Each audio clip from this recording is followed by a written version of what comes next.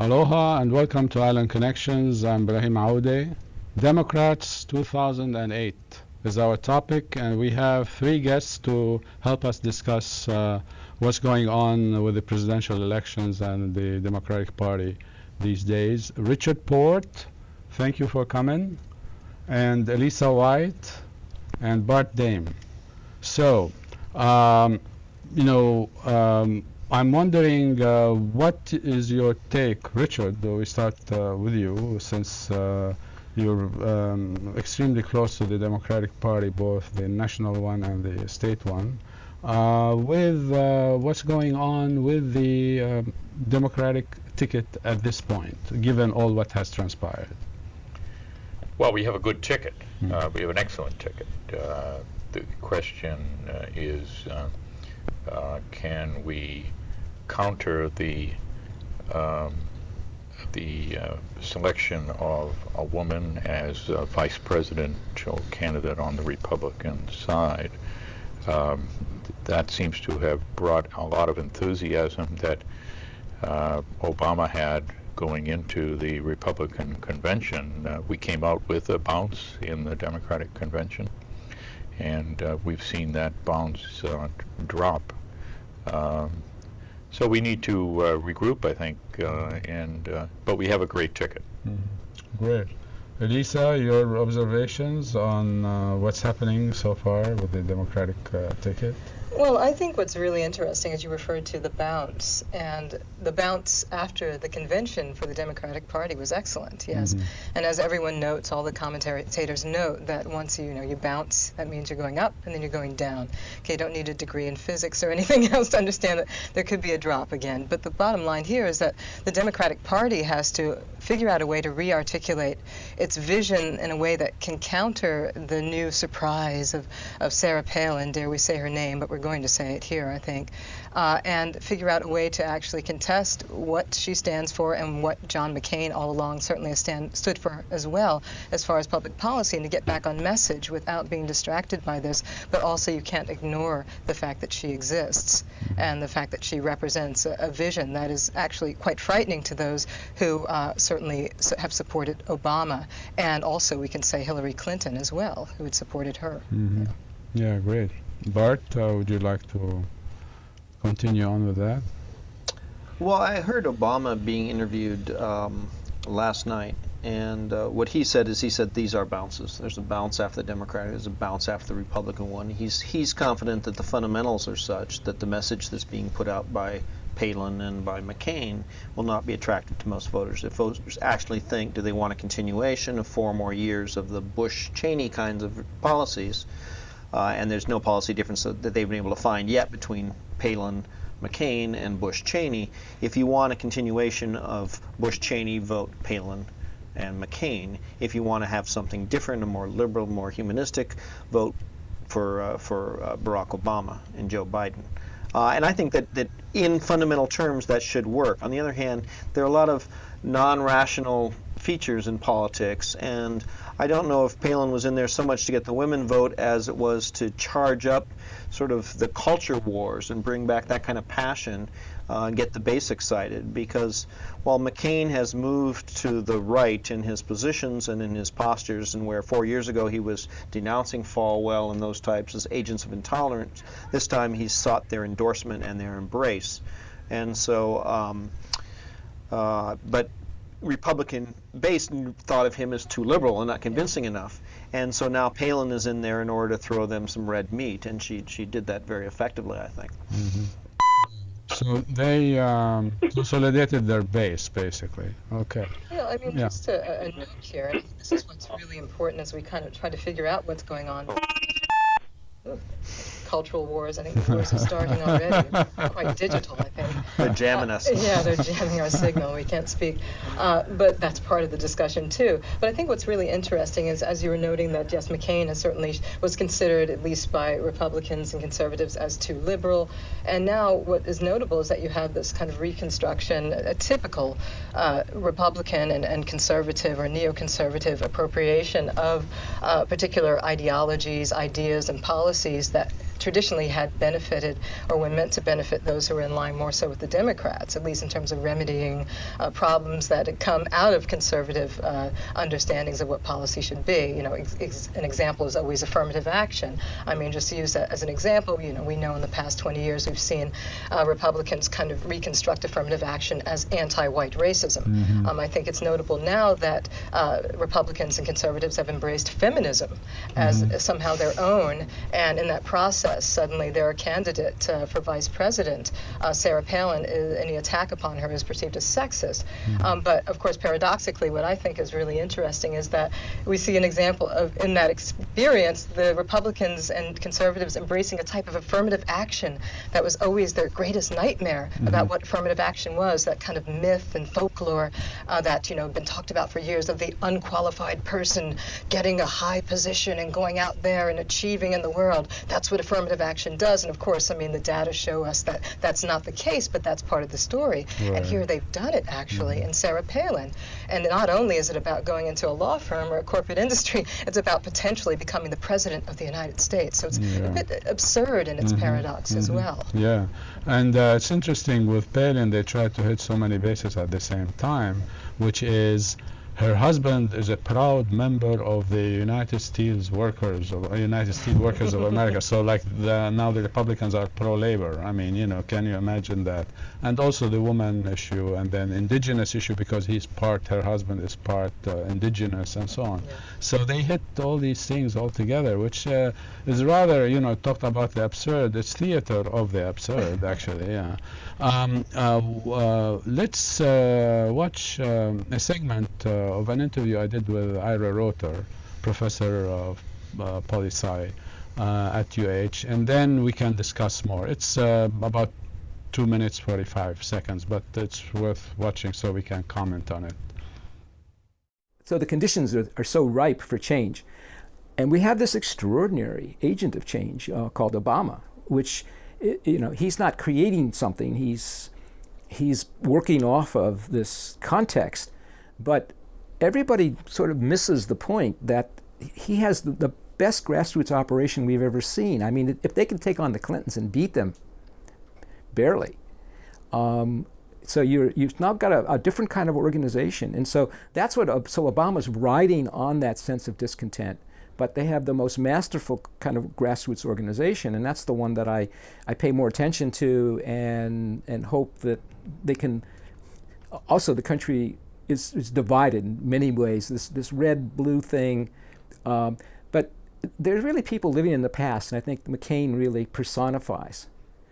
You know, he's refighting the Vietnam War. He's still a Cold War warrior, still sees the world in very belligerent, good guys, bad guys, communists, terrorists, us virtuous, perfection kind of society. And Obama's a different, more sophisticated understanding, but you know, he's not a white guy, and this country is very racist. We're still caught in these old mindsets, the phenomena of the religious right. So we have the nomination of a vice president who is red meat for that right-wing group, because McCain was not himself originally not a right-winger, but he needs to appeal to that base. So I wonder if the country is going to grow up enough, and my hope is that there are enough people out there of goodwill, white people. You have a growing Hispanic vote, and the black community is being highly organized. Workers are getting organized, or the unions and stuff. So my hope, my sense of my mind says, we're going to grow up and move into the 21st century and have a extraordinary kind of president, and articulate and understanding, sophisticated, or we're going to have.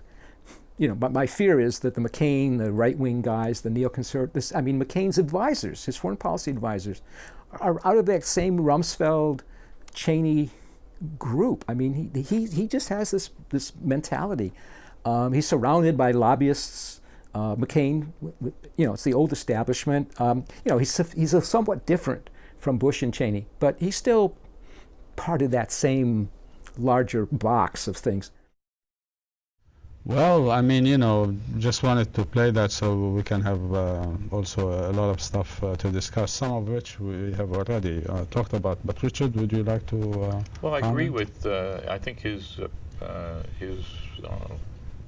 perception is pretty accurate. And so what the Republicans are doing is going after the potential weaknesses of Obama. Racist would be some, women, rural, small town. So they've obviously done their homework, and they've looked at where are the groups that they can possibly take away from Obama, and thus far they're doing a pretty good job. How that goes, I think, depends on the strategy that is adopted by the Obama campaign. I think one thing we need to pay attention to the fact that the media are not the fourth estate that one might think of, because you have Fox News and O'Reilly and all these guys who are fair and balanced and these things. So and also the radio shows and so on. So these are factors that would influence and have influenced the polls with that. Do you want to say something more about that, or anything else? Yeah, I mean, certainly the issue, particularly of the news media and various news media organizations. I mean, you mentioned Fox, and then the counter to that today is often perceived as MSNBC, I think quite rightly, or should I say leftly in that sense. So you have these different polls. I think the larger issue, though, is if media are presenting information, is it accurate? And as you were saying, the kind of fair and balanced reporting that Fox believes they do, is not necessarily the case. But across the board, you often don't have news media really countering erroneous information or offering the facts. Now, obviously, in some cases, you have very intelligent reporters, people who certainly know their stuff, as we would say, but are not really, because of the time constraints of television, not able to get it out. But many times it's just a sloppy work. Someone comes on your show and says something that's untrue, counter it immediately, say something. And if you don't say something, then all you are is complicit in perpetuating a lie. And that's what's problematic, and that's what we see, and that's why we've lost the fourth estate, the inability to fully and accurately, even in a soundbite, interrogate something that's wrong. Yes.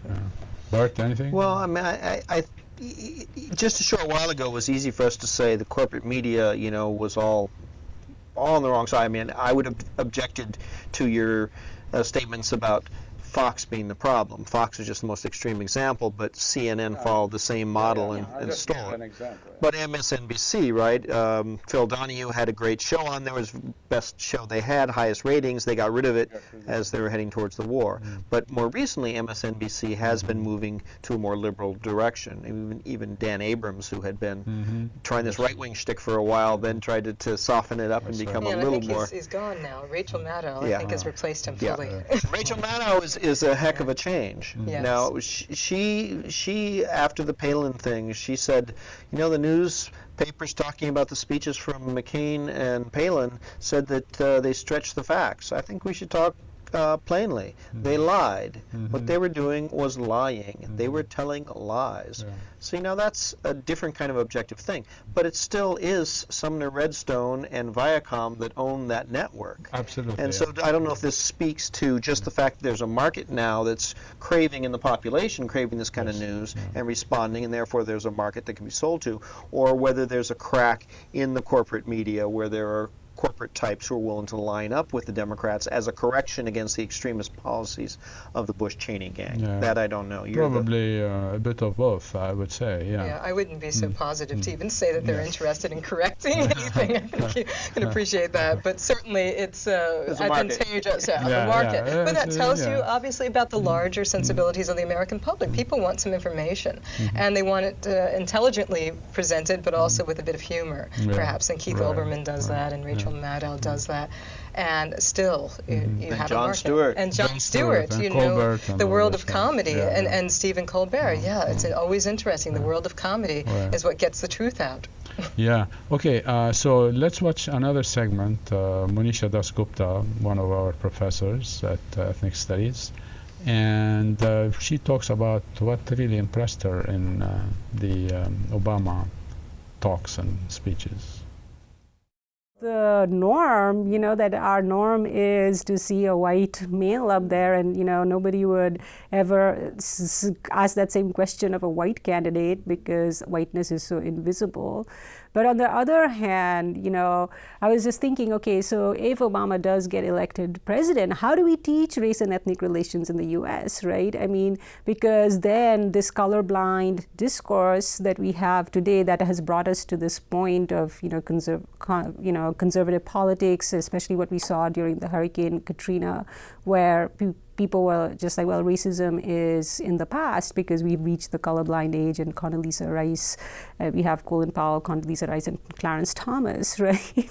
So I've been wondering, how do we teach that? I mean, because it's if he does become the president, yes, I think that we need to deal with the fact that he will be the first black president, and what does that mean for the African American community?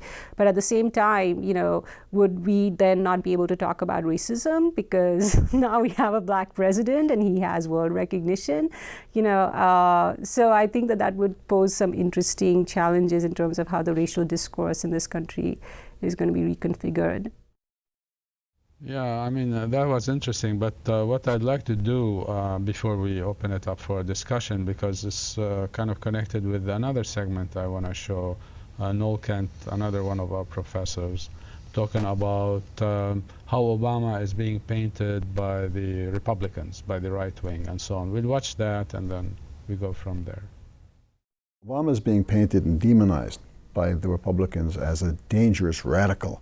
He's not. He's a very moderate, sort of moderate to liberal Democrat. He's not interested in changing the kind of structures we have. He's not interested in diminishing greatly the type of growing inequality that is really savaging the United States, I think. He's basically very mild. He's a mild reformer. And he'd like to bring community in more. He'd like to see grassroots revival, and all of this is to the good.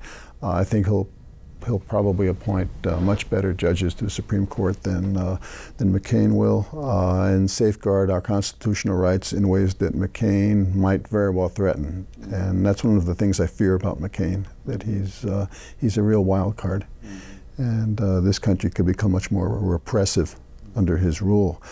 But Obama, unless he is really pushed from the left by left liberals and others to really make some strong reforms and really change the structure of power to some extent, I think he really will not do a lot. Well, very important points as well that Noel makes, and that is really the difference, at least domestically, between Obama and McCain tickets. Any more comments on this, anyone? I'll jump in. I thought Noel's characterization of Obama as a mild reformer was pretty accurate. My politics are more to the left than his. I think that the crises that we're facing, environmental crisis, the U.S. militarization, domination of the rest of the world. I think basically the growing inequality that Noel alluded to. These are all crises that we have to face up to. And I don't think Obama's language is really dealing with those. But I think his mindset is one that will be much more open to a discussion and the solution of those problems than the very reactionary mindset of McCain and Palin. And so I think that'll be progress. He mentioned something about the left pressuring Obama. There's been some debate in this election period as to whether the left should be pressuring him now. It's like, there's no way the left can pressure him now during this campaign. He's going to run his campaign, and frankly, they're pretty good at what they're doing, the kind of politics they're doing. But it's going to require mobilization in the communities. It's like we don't rely upon the Democratic politicians to give us good things.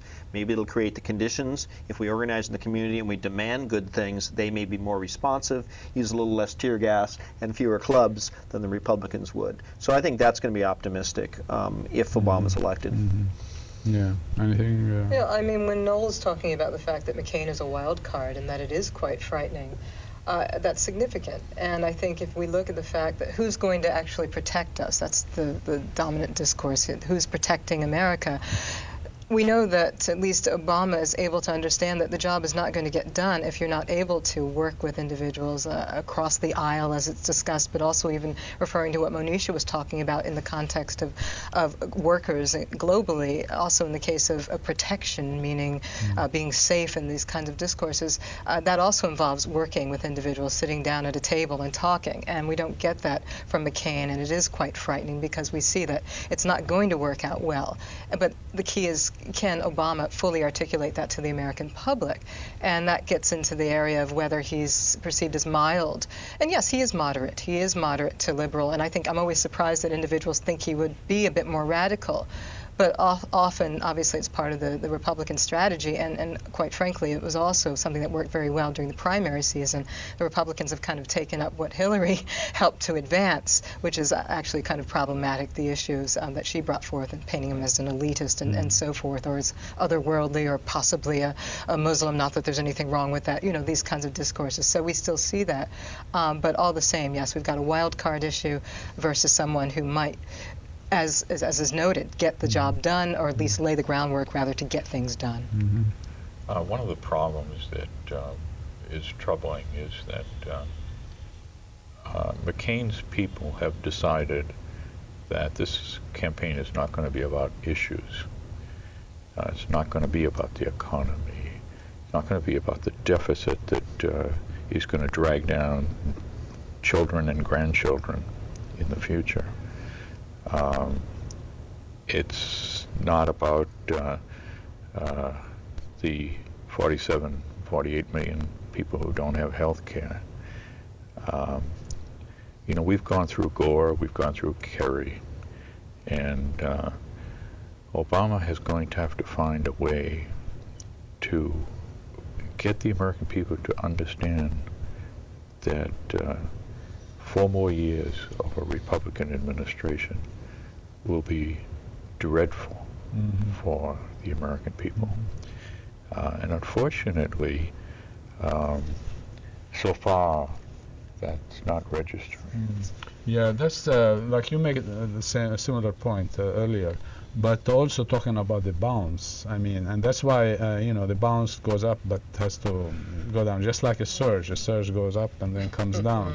But the thing is that's why I made the comment on say, like the media, because they would play a part to keep the ball up, maybe higher than, and not go all the way to the ground, you see. So that's rather important. If, for instance, Obama cannot really drive that message, through to the electorate, then it's kind of scary that we might get for another 4 years of Bush or McCain or something like that. So I think this is very important.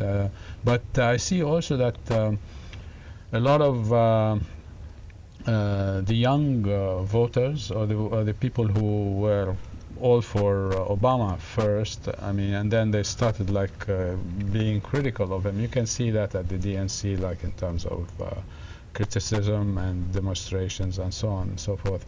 And that speaks to your point that they thought of him as a radical, but he's not a radical, but it's a matter of who do you want, really. Do you want 4 more years of McCain, So any comments on that before we go forward? There was one troubling thing that happened. I was in the stadium with 80,000 people, and several times during that they had people using their cell phones and to call out to other people. And you would have thought that the total audience that watched Obama would have been greater than watch McCain, but that was not the case. The people who watched McCain, I think is what you're saying. Yeah. Palin had a bigger audience. I don't know if McCain did. No, McCain did as well. Yeah, McCain did, but I think it's on the back of Palin. It's not significantly greater, but I would not have believed that it would have been greater, given what everybody knows about Obama's ability to give a good speech. But all this pessimism, the polls right now are showing McCain up. The polls state by state looking at the Electoral College, show Obama still has an edge. So the red meat that was thrown to the red states, it made passionate the base, which is concentrated in those states. There's, you know, red elements inside of all the states, but as it's played out in terms of the electoral vote, Obama's still ahead. Not saying we should be complacent, not saying there aren't problems. I mean, because just like he slid down from the higher numbers, he could slide down again in the main battleground states, like, you know, Ohio, for instance. Missouri is another one.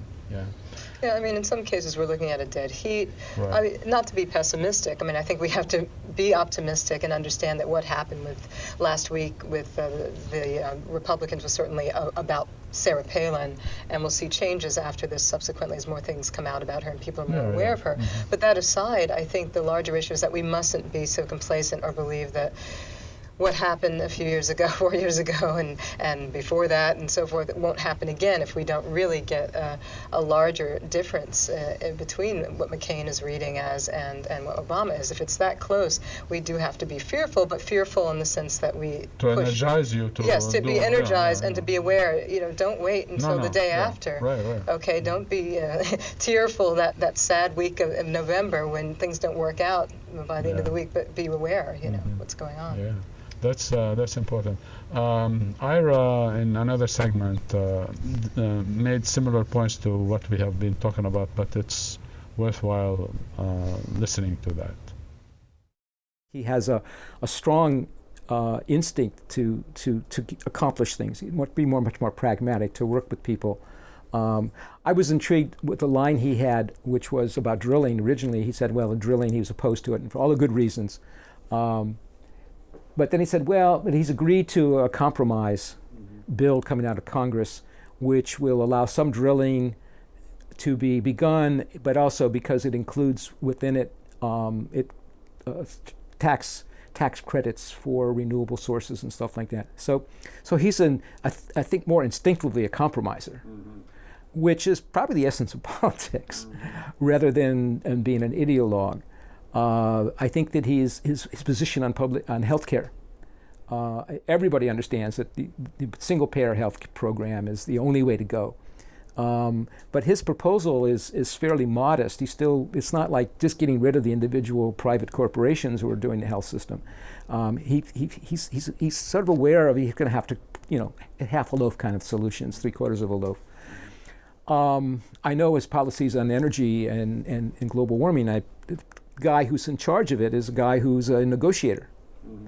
And I think he's too modest in what his goals are, because everything I know from the science side says we've got 10 years. Unless we get basically zero fossil fuels within 10 years, the climate really tips off in all kinds of really horrid things. Will be much, much more powerful than they are already. Yeah, so what do you think? We got 10 years. So we better not have 4 more of McCain Bush. Yeah, but we'll be drilling and have a wellspring in 20 years. That would be it, yes. Well, I mean, these are the issues that Ira is bringing forth. I think those are significant, and that's what has to be brought home to the larger electorate. I mean, that's it. It's about health care. What are we going to do about it? Yes, I mean, it's not radical, maybe what Obama wants to do, and maybe that's quite significant because you don't hear the old term socialized medicine, which, is pretty much meaningless. We don't hear the Republicans batting that around as much anymore. So clearly they know that it's important. Health care is important, and then obviously the environmental issues. That has to be nailed home. You have to look at that Republican ticket and what their record is on the environment and nail it home that, global warming is an issue and we want to deal with it. The Democrats do. I remember watching the primary debate, and there was a discussion. There was a little cheap shot he took at Clinton, actually, where he said that if he were to have a discussion and a debate for formulating healthcare policy, he'd do it out in the open. He'd do it on C-SPAN. He'd do it in public hearings. Now, given the style of organizing that he used and this commitment he has to stimulating debate and getting ideas percolate from the ground up, it would be great, and I'm a strong advocate of single payer. I do not like his stopgap measure. I don't think it goes far enough. I think we have to get the private insurance companies out of healthcare. But if he were to start a dialogue in all the communities about health care and allow us to all talk about the different options, then if we would go with this halfway measure, that's fine. We've still made progress because we've had an expanded dialogue about the possibilities, and I think it would put us in a better spot as a transition towards single-payer health care, not because his program is a transition, but the dialogue would help create the conditions for a transition. Yeah. Yeah, so there's much at stake in those elections coming up, and we have to be cognizant of that, but we also have to be cognizant of the fact that the limitations of the Democratic ticket, yeah, and that's where the social movements will come into play, you know, and start pushing for that. So it's and again after the election, and that's what's significant. Yeah, because it's not going to happen before. Even the people who are doing it now, Obama's not going to listen to them because he has a certain strategy to win the presidential election. So hopefully it works. You know, that's the thing. My greatest hope is the first debate, and whether he is prepared to show the sharp differences, which are actually very sharp, between his positions and McCain's. If that happens, then we have a good hope of winning. If he cannot do that, it's going to be touch and go all the way through. Yeah, so that's the way it is, you know, yeah. So I'm going to shift a little bit and watch a segment from Monisha Dasgupta's interview. And she talks about race and ethnic relations in the U.S. So this is another thing that we need to deal with. The norm, you know, that our norm is to see a white male up there, and, you know, nobody would ever ask that same question of a white candidate because whiteness is so invisible. But on the other hand, you know, I was just thinking, okay, so if Obama does get elected president, how do we teach race and ethnic relations in the U.S., right? I mean, because then this colorblind discourse that we have today that has brought us to this point of, you know, conservative politics, especially what we saw during the Hurricane Katrina, where people were just like, well, racism is in the past because we've reached the colorblind age, and Condoleezza Rice, we have Colin Powell, Condoleezza Rice, and Clarence Thomas, right? So I've been wondering, you know, how do we teach that? I mean, because it's you know, if he does become the president, yes, I think that we need to deal with the fact that he will be the first black president, and what does that mean for the African American community. But at the same time, you know, would we then not be able to talk about racism because now we have a black president and he has world recognition, you know? So I think that would pose some interesting challenges in terms of how the racial discourse in this country is going to be reconfigured. Yeah, that was in response to my question, like, are we ready for a black president? I'd like to comment on that.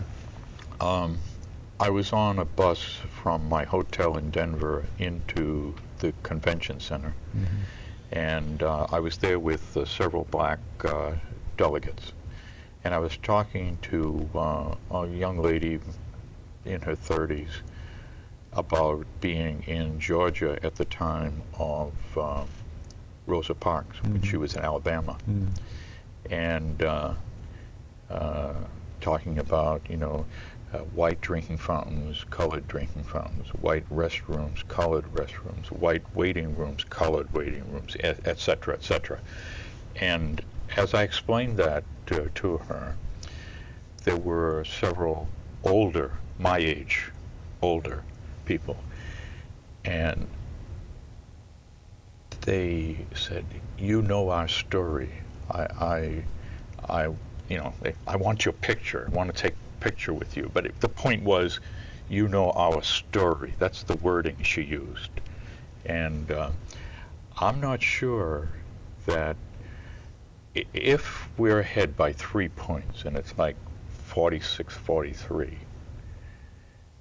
Don't be surprised if the undecided breaks the wrong way. I don't know what the percentage is that will vote against Obama based on race, but there will be a percentage that do that. Yeah, because that was a question by Republicans and maybe others on the right wing. Is the country ready for a black president? There's a lot of people who are ready, and obviously Iowa, New Hampshire. Right. Yes. Right. But of course, even there, we're talking about the people who turned out to vote in Iowa and New Hampshire. So it's an unknown. Right. Yeah. I mean, it is unknown, but I think what we have to look at, I mean, just even taking up what Monisha was talking about, the idea of, as academics, how do you teach about race? How do you teach about ethnicity, particularly about race in America, and what does that mean? And I don't think you stop, even with the presence of an African-American president. If anything, it highlights the disparities.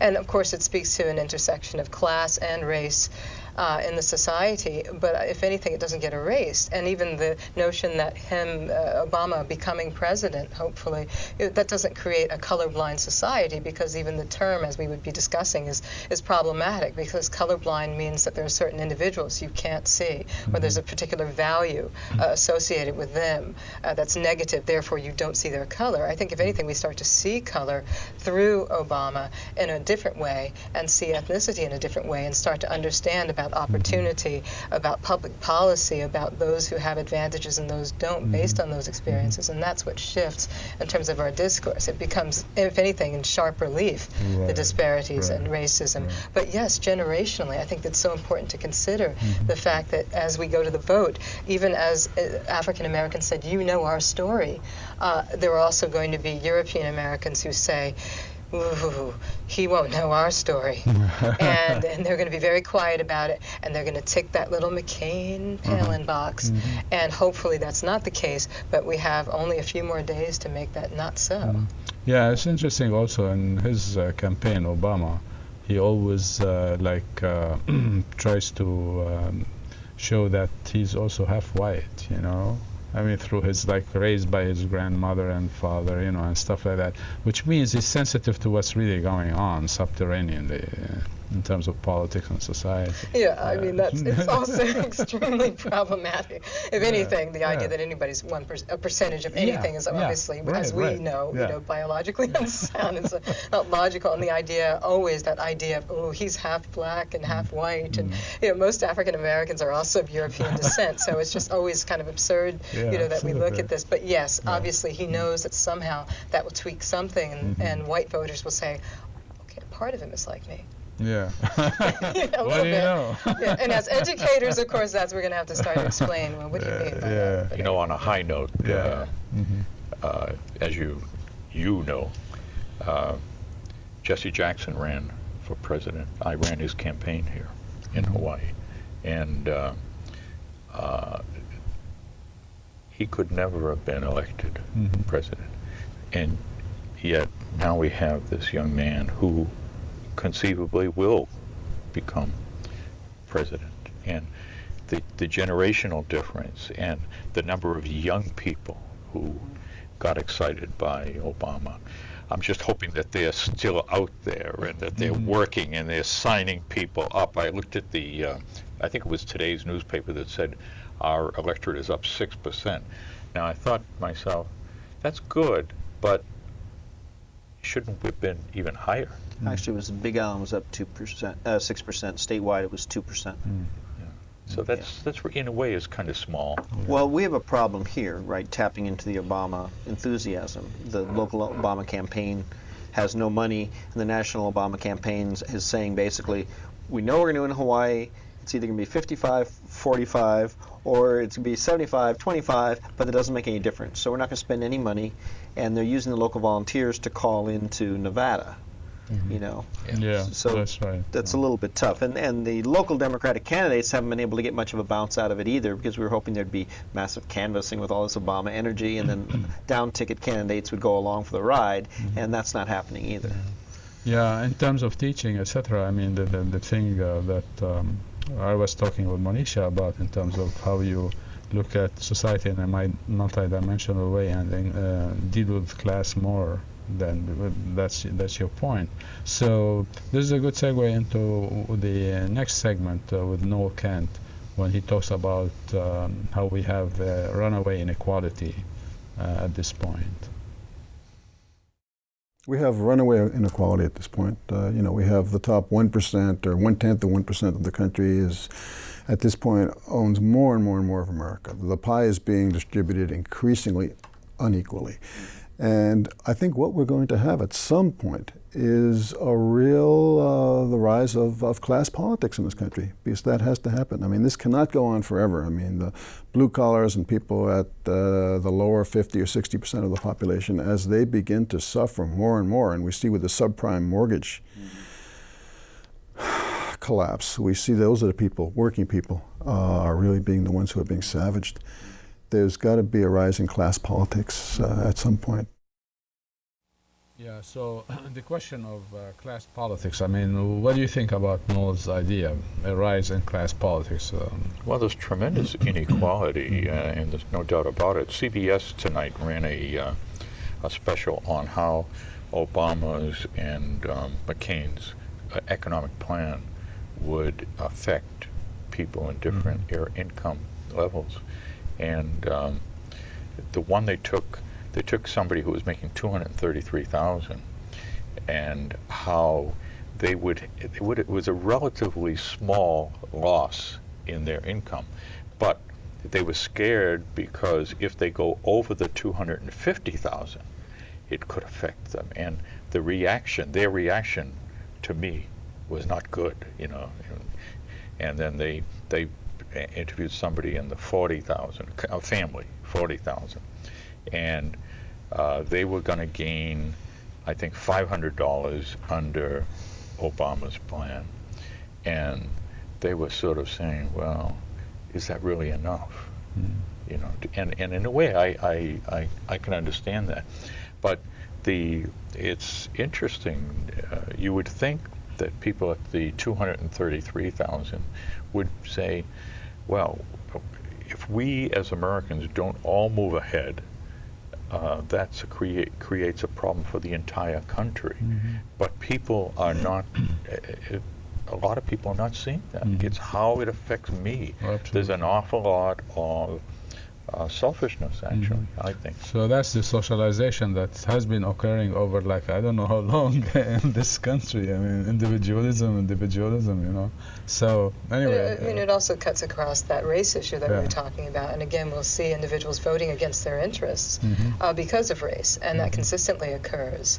I mean, yes, it relates to individualism, or the sense that in America everyone is middle class. I mean, I think even Joe Biden tapped into that, no matter what income bracket you're in, you'll be making $20,000 a year in a family of 10, and you're still middle class. But that's part of it. But the larger issue is that, when do you decide that it's about a larger growing society, about growing the American society, and not about me? But even at the level of sub 250,000, I mean, we're talking really about millionaires that need to take more of a burden. And that's what really needs to be discussed. I think the dilemma about what Noel's saying to me is a lot of us have talked about, okay, FDR, when FDR was elected, he didn't run as a very progressive guy, as a Democrat. He was elected on a fairly moderate program. Social conditions and the social movements that emerged and the crisis, the economic crisis, pushed him into a certain situation where he was open to certain kinds of possibilities, but it was the pressure from the grassroots that helped those things happen. Rather than relying upon Obama's tax plan or something, I'm more concerned about what is the social basis that can be used for this class politics, because in those days we had the expansion of unionization. I don't know what are the conditions. I'd like to be optimistic and say we're going to have massive organized the unorganized workers. I don't think that's going to happen. So. And in the absence of that, I don't know where this social kinds of vision is going to come from. Perhaps it can be expressed through the churches. Certainly the black church does that. Less so in the white churches. But what is going to be the unit of organization that encapsulates that, because it's not going to be the Democratic Party or the Republican Party. The Democratic Party might go along for the ride, but it's going to require other social mobilizations pushing us in that direction, and I don't see what the vehicle is for that. Yeah, I think that's an important point. But let's go again to Noel, and he talks about the future, I mean the immediate future, which is we are headed into a deep and dismal period in terms of economics, etc., which later on might bring the class issue to kind of modify talking about race, class, and the rest of us, race and ethnicity and so on. Okay, so we'll watch that. If we look at the structure of the economy, if we look at where the long-haul tourism industry is going, the collapse of Aloha, the collapse of some of our industries, the layoffs that are taking place everywhere, the growing homelessness. Basically, for a long time, we had an economic model which relied on not only cheap fuel, but also huge amounts of disposable income by middle-class people in the U.S. and other places who would come to Hawaii. We built our whole economy around tourism, and to a secondary degree around military. And those are extremely vulnerable industries. And I think we're headed into a very, very deep and dismal period here. Yeah, that was to my question about how does he see Hawaii in this dismal economic context that's happening. And so that was his answer. Well, I just want to say, I mean, that kind of dismal period, I mean, that's the point of being energized. I mean, that's what's inspiring. I mean, what you're talking about, Bart, where is it going to come from? What's going to happen? We're going to see a shift, some type of major shift in social movements to inspire change. And also, even, Richard, when you're talking about this idea of youth, you know, are they going to get out the vote? Are they going to be enthusiastic in Hawaii and obviously beyond, because we're thinking beyond Hawaii too? I think that's where the point comes. The kind of inspiration emerges out of this dismal point where, yes, you start to restructure the discussion, meaning that you don't necessarily talk about race the same way, or you don't talk about class the same way. Generations are changing their understanding of how that's to be formed and expressed, and I think that's what we'll see that's new. So I don't think it's necessarily a sad, sad story. I think we need to get to that point and, you know, okay, thank you, George Bush, for bringing us to this low, so maybe we can have a new society. But, you're right. Obviously that's the point of inspiration. You're right, because it's a matter, it's important to understand where we are and then energized to do something about it. I mean, that's where social movements come into play, etc., rather than go to the beach, you know, and swim and start crying at the beach. I mean, the beach is fine. That's fine. No, but I mean, you know, what do? You just go to the beach and forget about the whole world. This is a larger issue, but the generational shift is why many of us, and whether academics or activists, politicians, or whatever the case, have trouble articulating where the next change will come from. Even when we talk about in the context, I think, Bart, you mentioned the black churches. Even then, the understanding of the black church as being a base for African Americans, you know, is shifting, because obviously it's an extremely diverse group, you know, class-wise, economically, education. So even the way we talk about blackness, and this gets back to the academic issue, has to shift. And the idea of a monolith, or a monolith that inspires certain political types of unions, might not be the same anymore. Sure, absolutely. Well, I guess what I'm objecting to is I'm objecting to this sort of economistic sort of presuppositions that because there's an economic crisis, therefore in response to that there will be some kind of class politics. I mean, we can ask the question, you know, what's wrong with Kansas, right, with the book that came out, but also why is it that the working class in Germany went to fascism? You know, and I don't mean to be pessimistic here, but I see individualism and consumerism as deeply rooted in American psychology now. When I was a kid, you went to the store to shop when you needed something. It is now a major recreational pastime for young kids, these same young kids that are maybe campaigning for Obama. And there's an political orientation among a lot of them as well. They'll be nice people, they care about the environment, they may be vegetarian or something, but they don't like politics. It's not just they don't like Democrat, Republican politics. They don't like politics. They're not part of a social movement. They're sort of a counterculture in a sense. That's right. But there are a lot of things happening on the ground across the country in terms of social movements that we don't hear about on a daily basis, and certainly not on CNN or Fox News or the rest of those ones. But they are there. And I think the apolitical response is still part of that moment of liberation. I mean, they're interested. They are political. I mean, whether it's a vegan group, and I'll defend my groups, and tofu for all, no, less red meat. But whether it's that group or other youth who are hyped up on consumerism, still there's something. There's going to be a point where they feel that they need to see some response to politically that feeds them, and obviously it's going to come when sometimes they have kids. I mean, it's not new that we've had this debate about the youth of America. I mean, let's just go back to the Summer of Love and see how much, loving led to true political change. I mean, we can argue and say, yes, it did inspire it and all of it, but there were many individuals in there who were just like, I just want to get high. That was there too. So we have to look at the way we respond to generational shifts too. Let's go to Monisha again, interview. We're talking about gender, race, and class, something we will just talk about here, and then we discuss some more. Throughout the elections, like gender and race and class to a certain extent in terms of the rising unemployment, the mortgage crisis, the debt, and I would say imperialism in the form of war. I mean, they're now sort of somewhat the other, in public discourse, right? So I feel that it does alter, how we think about these issues. I mean, in the last two elections, these things were not on the table as such, and there were a lot of distracting issues. And I think that whichever way the election goes, we will learn something about, what this country is willing to do in terms of transforming its political leadership, and sort of not only thinking about leaders in terms of, the normative sort of white male elite. So actually there has been movement already in terms of the political discourse, mainstream political discourse, because of Obama and so on. So that there's no denying this, and that's something that Monisha speaks to. But we can discuss that some more. Did you want to? Well, really, I don't know that there's been any change since Franklin Roosevelt was, became president. And what was it that caused the change? Soup lines, people jumping out of buildings.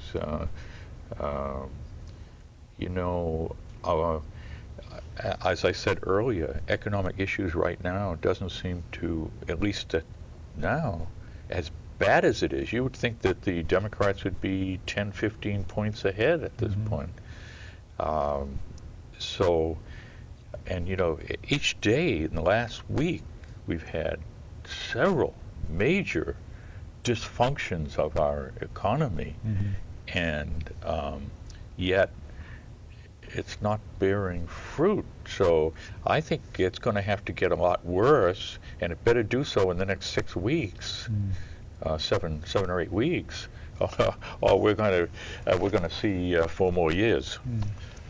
Yeah, I mean, major things, Sally Mae, Freddie Mac, huge thing. I mean, and then everybody's talking about Palin. 6.2% what is that? unemployment. So that's very interesting. Well, the question is, what happens with the frustration that people feel? Where does it get targeted? If someone waves a red flag and you charge like a bull, and I think that's what Palin's function is. And I think that's the kind of culture war that they're trying to revive, because they're trying to prevent it from becoming a class kind of consciousness and an anti-imperialist kind of consciousness. They're trying to wave the patriotic flag and have people rally around the flag.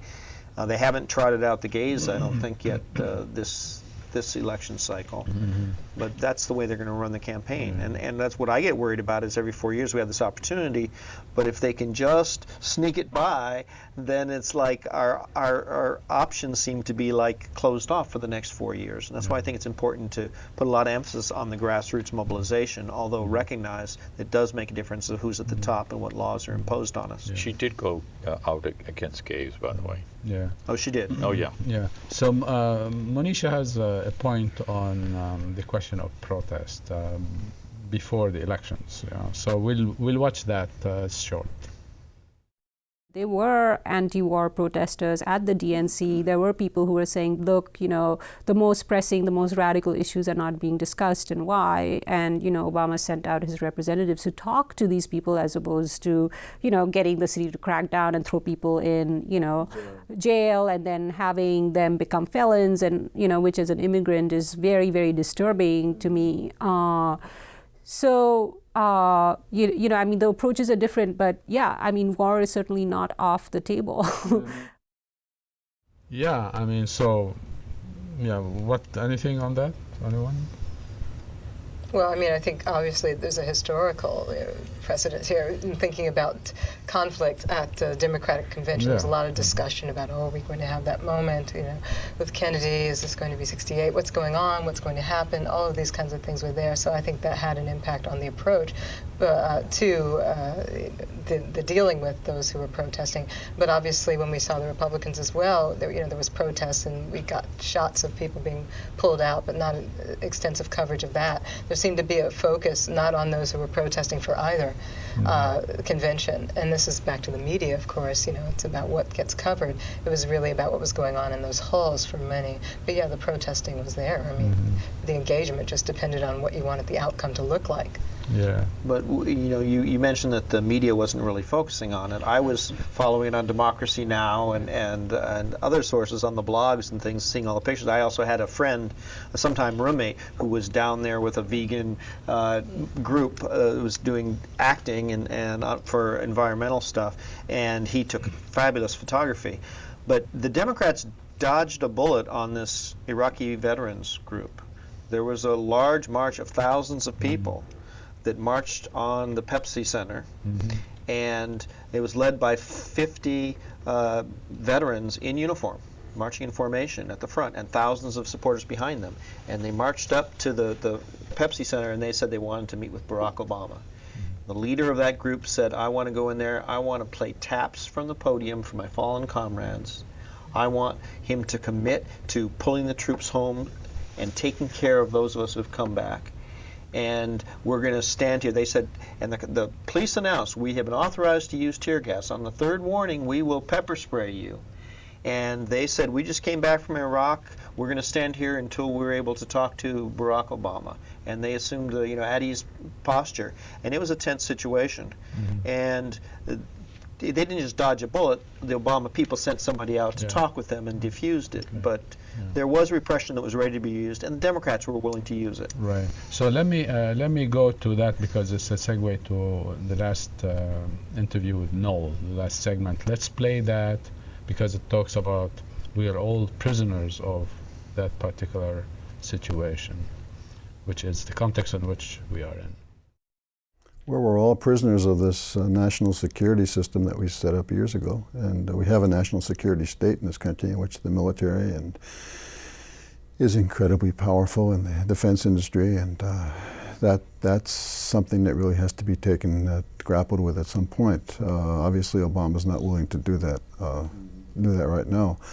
But I think Obama's really trapped, and he's trapped by the fact that a large number of Americans feel intensely threatened, especially after 9/11, of course, and basically he has to play to their sorts of fears and the kind of hysteria that reigns about